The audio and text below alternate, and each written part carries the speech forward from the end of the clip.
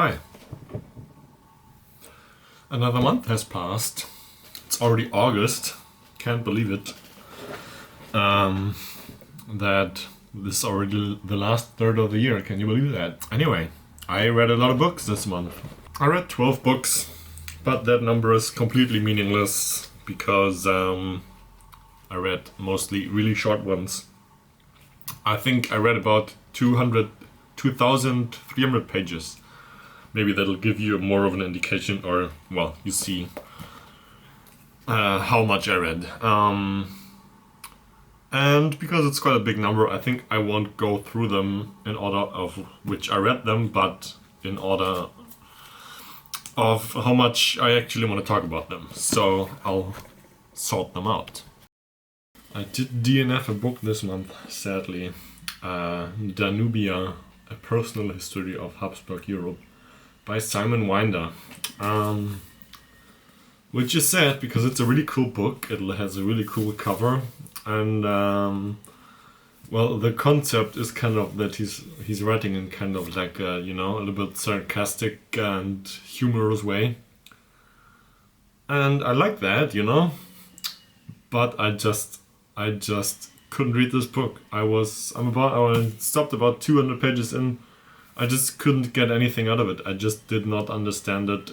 I guess the Habsburg Empire is quite the family tree is quite messed up and tangled and all over the place, but I did not understand who's who. I did not understand who did what, and I was like, well, I'm learning nothing, so I might as well just stop. So I hope someone else is gonna be happy with this. Usually if I don't finish a book, then I don't keep it either, so I'm gonna give this away soon. Okay, all sorted. Some books have a lot of things to say, and some books not so much. For example, this one, The Seagull by Anton Chekhov, which I found a little bit disappointing, to be honest. I see where he was going with the seagull motif, but it just, I don't know, maybe I didn't read it carefully enough, but it did not really seem finished to me. I think it needed more. And I read the Cherry Orchard. That really, for me, had everything that a nice a play needs, And this, I thought, was a little bit lacking. But maybe I need to reread it at some point. Maybe it's because of me, because I think Chekhov is an amazing writer and an amazing playwright. So yeah. Next up, Die Valentänzerin by... I owned this book for like 2 years and I always read the title wrong. I thought it was called the Valentänzerin, but it's called the Weltentänzerin. Like, not the Valentänzerin would be wave dancer, and Weltentänzerin, that's like dancer of worlds or something. It's by Matthias Lampe. It's a small self-published book. This is an author that lived close to where I used to live, and we had like a local group where all kinds of events were shared and stuff like that. And he wrote, hey, I wrote a book, do you want it? And sent me an email, and I sent him an email and he sent me his book, which I think is pretty cool. And this is of course pretty for almost 100% of you unobtainable, and you can't even find it anywhere. Like, it's self-published, but I wanted to talk about it anyway because it's kind of like a hippie fairy tale, It's about a woman fleeing and questioning authority, finding found family, finding her dad, and it's kind of about rainbow gatherings. It's kind of like a hippie fairy tale. And while I like this book, it's in desperate need of an editor. Like, if you want to self-publish a book, just spend the money for an editor, because that would have improved it quite a lot. This had quite a lot of flaws, in my opinion, mostly formal ones. It had a few typos, and it has no chapters. It's just like one flowing text, and I think it really should have had chapters, and just like stuff that an editor probably would have fixed. But nonetheless, pretty cool achievement for this guy to write a book like that. and it looks cool also. Next up, I had 2 books that I didn't like very much by authors that I very much appreciate. We have Heimsuchung by Jenny Erpenbeck, and we have Herr Paloma by Italo Calvino. And for both of these, I was kind of digging the concept. This is pretty much about a home, like a house that has varying inhabitants, like over I think like a century almost.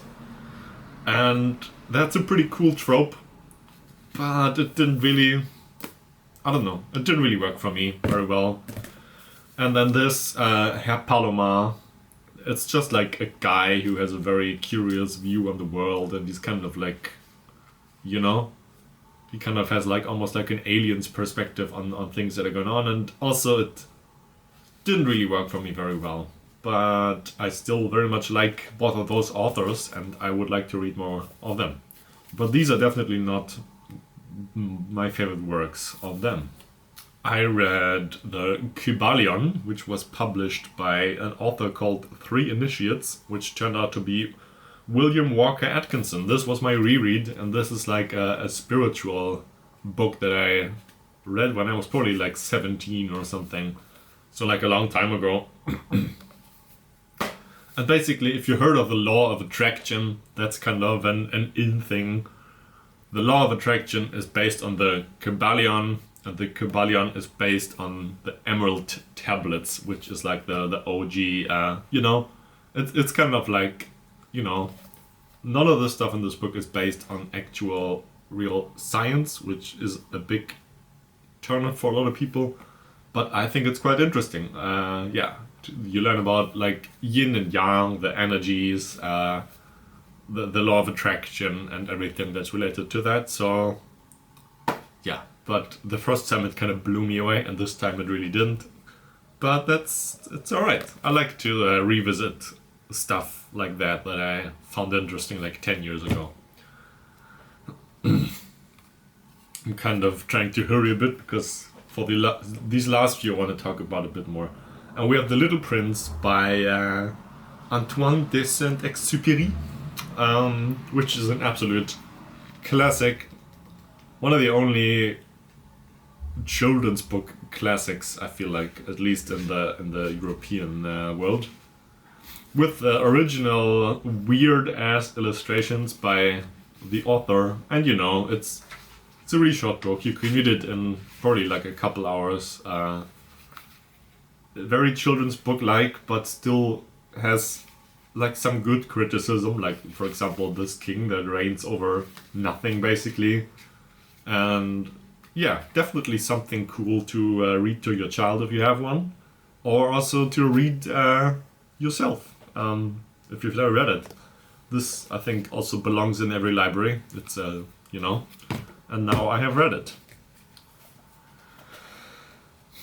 I also read Murakami this month. What I talk about when I talk about running, his memoir. And I gotta say, I found the stuff that he had to say about writing way more interesting than what he had to say about running. And, you know, I watched a video by Right Conscious, by Ian of Right Conscious, which is a pretty cool channel, I think.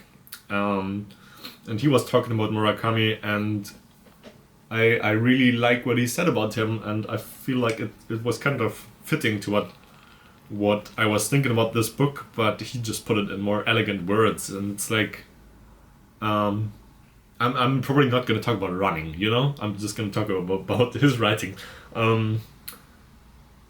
Well, the guy from Right Conscious said, basically, you know, think of what's gonna be in 100 years, you know?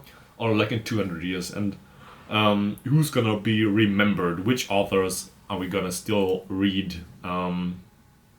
You know, in the future. And looking back, how many authors do we still have? Like from hundreds of years ago. I mean, we have, you know, we have Dostoevsky, we have Dumas, we have Jane Austen. We have Shakespeare if you go further back, and then we kind of have no one really, like Chaucer and all these kind of guys. There's just a handful of people left.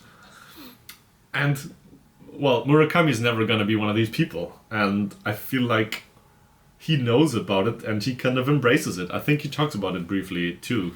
And I think he treats writing more like a trade. And I found that kind of interesting because a trade is, like a job that you work and you get better at it and you just kind of do it and maybe you eventually become a master. And that's kind of what this guy does, I feel like.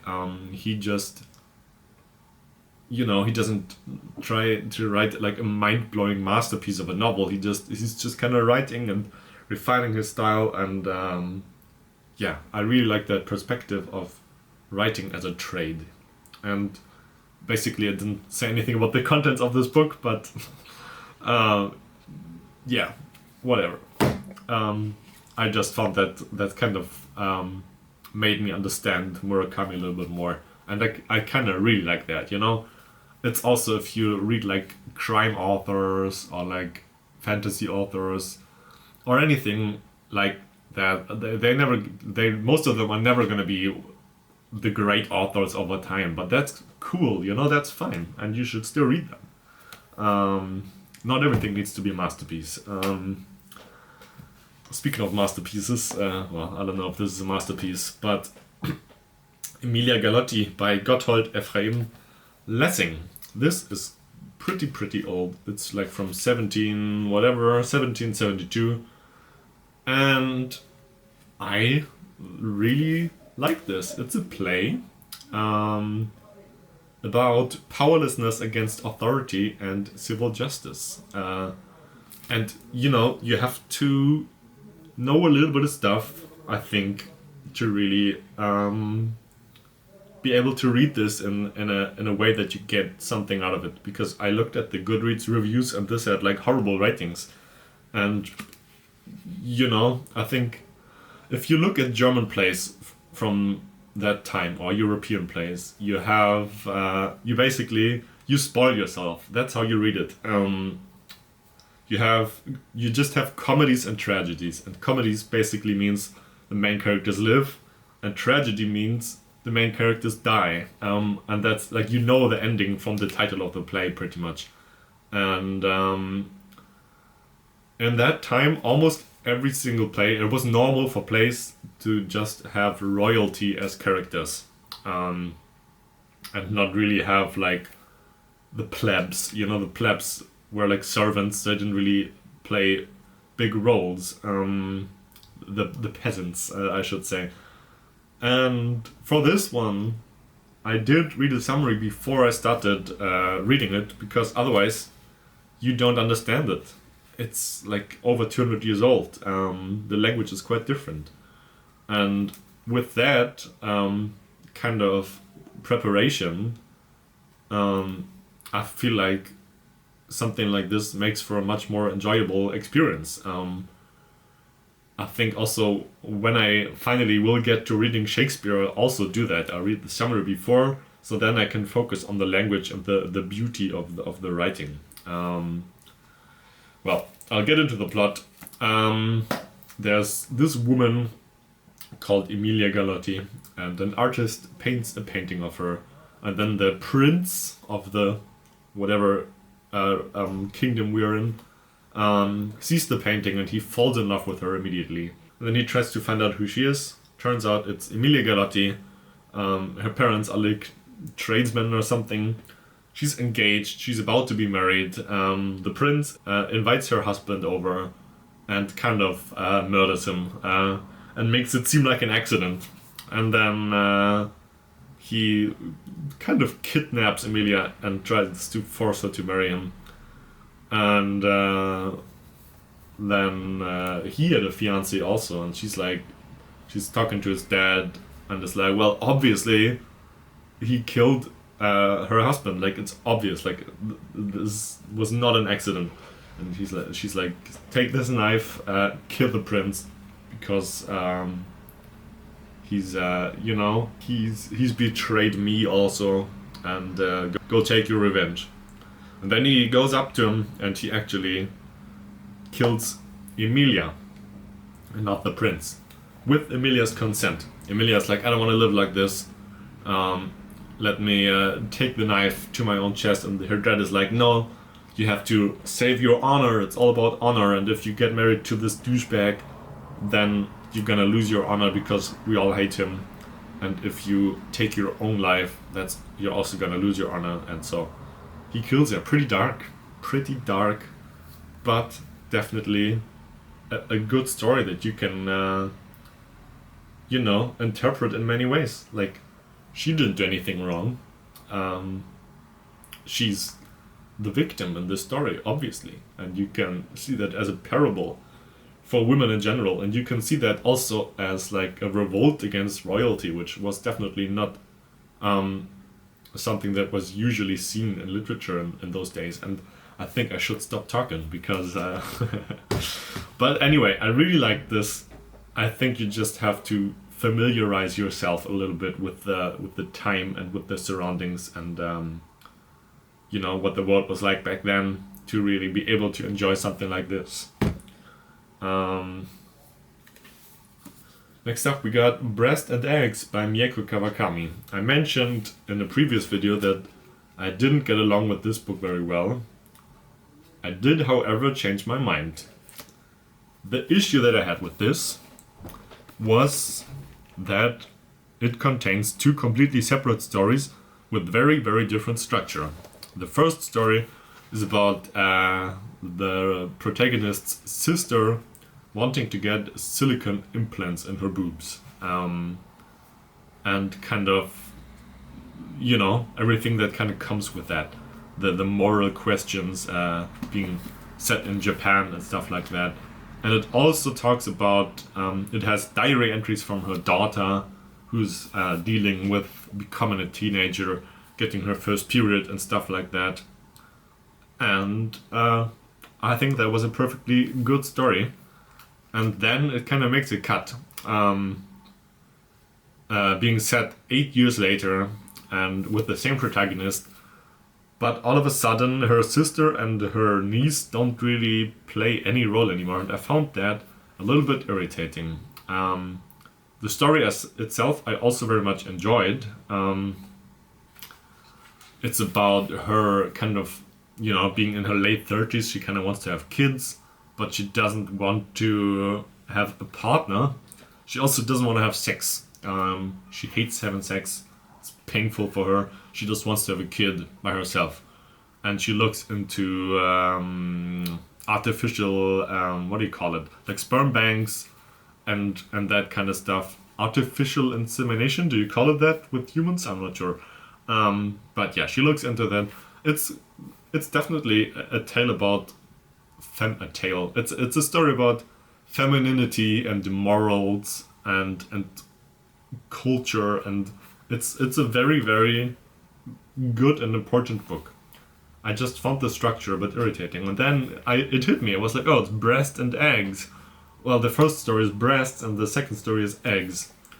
But yeah, I found it interesting that these are even in the same book, because I think these could have been, this is the first story, this could have been a novella by itself, and the second book is long enough to be a novella. So yeah, very interesting choice to put these two in a book together. Which, yeah, as I said, initially it irritated me, but I think I kind of got it in the end. But yeah, definitely one of the more recent books, one of the more modern books. I think it's from 2020. Probably the most recent book that I read this whole year. And yeah, definitely a book directed more towards women. But I think that is especially enriching to read something like this as a dude, So yeah, big recommendation. Mieko Kawakami, very popular author. I'm gonna look into more of her books if I can find them, because her books being quite recently written, you probably can't really find them at used stores for very cheap. But if I see one, I'm gonna buy it. Yes. Next up, we got Milina by Margarete Buber-Neumann. If I had ever looked at this book for more than 2 seconds, I would have known that this is not the letters to Milina, which I thought I talked about it multiple times on this channel. Before I read it, it was like letters to Milena. This is not the letters to Milena by Franz Kafka. This is a biography of her, which, you know, I haven't read the letters to Milena, but it's just the letters that Franz Kafka sent to her, because the letters that she sent to him didn't survive. They got, I don't know, they got lost. They're not, we don't have them anymore. So it's only a one-sided conversation, which is a shame, because she was also a writer. She was a journalist. I think she also wrote maybe a novel, I don't remember. But she also wrote some stuff. I couldn't find it when I was Googling it. I don't know if it was ever, you know, translated, or she wrote in Czech. Maybe it was lost to time, but she was also a writer, and it would have been very nice to see her side of this romance that I think only lasted a year, but kind of made her famous by Kafka being such an incredibly famous writer. And yeah, there's like a disturbing irony, because I went to a work trip to a coast town where I work in foster care. I took care of the kids. They had like a holiday there, and I was with them. And last year I read the biography of Sophie Scholl while I was... Last year we went to the same place, and I read the biography of Sophie Scholl, which means for 2 years in a row I read biographies about women who got killed by the Nazis, which is kind of disturbing, but also kind of a strange coincidence. So yeah, the author and Milena, they met in a concentration camp, and the author, she survived, Milena didn't. And Margarete Buber-Neumann, she was always intrigued by what an incredibly strong and interesting person Milena was, because she wasn't really worrying too much. She wasn't sticking to the rules. She was kind of, she was on the Communist Party. Maybe she was more of an anarchist because she later left. But she was, sticking up for her friends, empowering people. She was just a fucking cool person. And yeah, it's pretty sad what happened to her. And she definitely had a very interesting life. And it's a story worth telling, I would say even the most normal person, probably would have a biography that would be interesting to read, but she definitely was an extraordinary person. Yeah, and I liked that this book wasn't really focusing on Kafka too much. There was only one chapter about Kafka, which I liked, because it was only like a year of her life that they had an affair. And yeah, it could have just put Kafka in the spotlight and this is a story about her life, and yeah, very cool. I still need to get the letters to Milena though, but yeah, this is a cool biography that I really enjoyed reading. Now we got On the Razor's Edge by W. Somerset Maugham. I wanted to read Maugham for quite a long time, and this was on my shelf for a long time because it has absolutely the tiniest font I've ever seen. I don't know if it picks up on camera, but the font in this book is absolutely tiny. So tiny, in fact, that this book only has like 250 pages, and this is not a short book. I looked for other editions, and they had like between 400 and almost 500 pages. That's how small the font is in this book. But yeah, I gave it 5 stars actually. And it's the blurb is a little bit misleading, and what I read about it, because I thought it was a World War I novel, and that is only like kind of like in the prologue basically.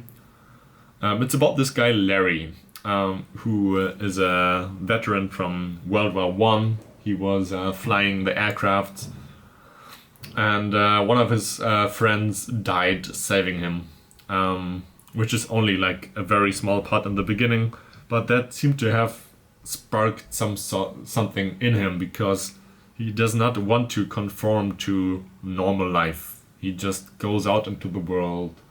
He travels.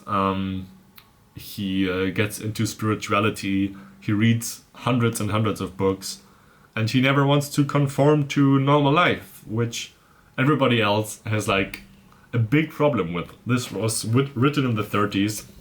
It's actually narrated by Moore himself, even though it is fiction. The other characters in this book are not real. But yeah, Morham obviously is. And yeah, I took a lot of notes. I have to kind of... So yeah, the beginning of the story is there's this woman, Isabel, and her dad, who I forgot the name of, I didn't write it down, and she's engaged to Larry. They want to get married, but Larry kind of wants to see the world. He goes to Paris, he lives there, he works in a coal mine, he does all this stuff, and Isabel wants to live more like a bourgeois life. You know, she wants a wealthy, secure life. She kind of wants to, you know, stick in the conventions but have a good life from that. And then we have various characters, and basically it just goes back and forth over the course of probably like 10-15 years. And I don't want to spoil the ending too much, but I thought it was absolutely a genius. It's like everybody gets what they wanted to have, you know. Larry, he goes to India, he meets yogis and studies with them. He travels around. He's kind of a vagabond. Isabel eventually gets married. Her dad, goddamn, what's his name? I think his name is Gary. He is kind of like a high society kind of person, and all he cares about is being invited to parties and being in high society and all that kind of stuff.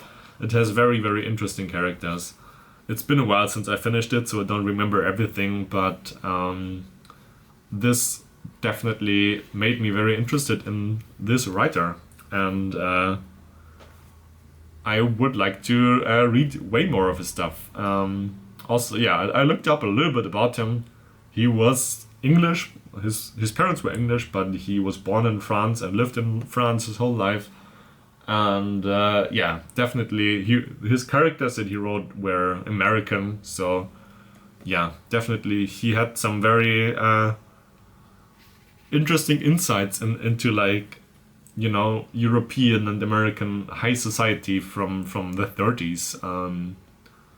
So yeah, I'll be on the lookout for more of his books. Thoroughly enjoyed this. Even though it's a bit unsatisfying. If every page takes you like 5 minutes to read, it's, you know, and you read for an hour and you only read like 10 pages or something. But that does not take away from the contents of this. Let's get to the last book. This is a book that I've been looking forward to reading this whole year. Mtrain by Patti Smith. And I liked it exactly as much as I thought I would like it. I also rated it 5 stars. This is just a memoir. But I think calling it a memoir, even though it is one, doesn't really do it justice, because the prose and the poetry in this and the writing, it is, you know, beautiful, absolutely beautiful. It's also quite like a stream of consciousness writing style, because she just jumps back and forth through events of her life. She goes into her marriage with her husband, Fred Sonic Smith, that died quite early on, I think in an accident or something, in a plane crash. I'm not sure. She goes over like different people that she knew, you know, famous people, William S. Burroughs, Lou Reed. You know, she was always around creative people, and I feel like she's like the person that writes like the chronicles of that time, you know, of the 60s, 70s, 80s. And later on, she wrote this in her 60s, so it's definitely looking back on different passages of her life. She writes about her favorite writers a lot too. It's like she's still alive. She is such a nerd. She just travels to her favorite writers' graves and like leaves flowers there and writes poetry, and always goes to her favorite cafe that's on the cover, and always for 10 years every day she sits on the same chair on the same table, and yeah, what an incredibly creative and interesting person. I feel like it's you know these people, like other artists too, like, you know, like for example, like maybe someone like Jean-Michel Basquiat, or I don't really know any good examples, but people that just radiate art with everything that they do. Like they have this urgency. It's like sleeping or eating. It's like creating art is as important for them, and just something that comes to them naturally. And I found that very, very fascinating, and I'm kind of jealous. But yeah, she writes about Murakami too. She writes about Anna Kavan. Can you believe that? I think that was probably when I decided to give it 5 stars.